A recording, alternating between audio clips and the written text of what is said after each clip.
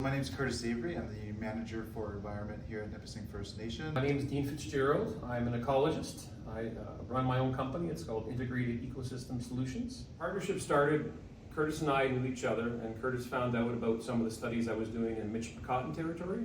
Michipicoten First Nation is located with a focus in the Wawa area, but 4,000, 5,000 square kilometers north of Lake Superior, and we were sampling fish in the Michipicoten territory and looking at mercury concentrations. We sampled over 30 lakes and 5 rivers, and from that work we discovered that there's mercury problems in places that have very little disturbance. And the mercury contamination was evident in about 6 or 7 different fish species, and so that work led to some revised fish consumption guidelines. And when I was telling Curtis about that work, he said maybe we should do some similar studies in this territory, further east from Lake Superior and the Lake Nipissing watershed.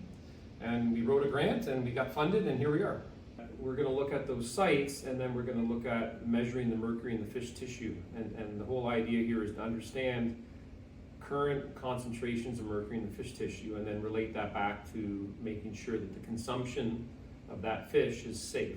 And for this study, we're actively investigating areas that were documented in the 2022 land use and occupancy mapping, in which we got most of our heavy land users to participate in a survey documenting harvest kill sites. So in this approach, we're looking at the region that has the potential to be impacted by mining development, but selecting those lakes that members have identified or marked a kill site where they've killed fish and consumed it.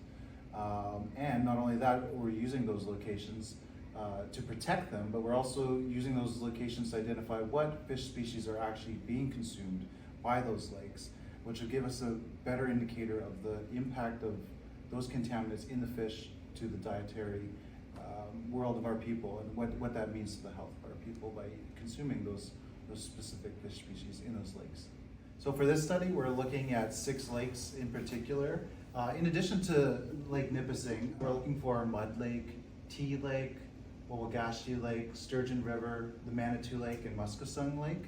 We're seeking active fishers and wondering if there are individuals who are fishing these lakes to please, if they're interested in the project, to contact us, and they can find out how they can help us with this amazing research in protecting their land. You're fishing, say, Mud Lake, and you're going to Mud Lake, you could reach out to Curtis and say, hey, I'm going up to Mud Lake.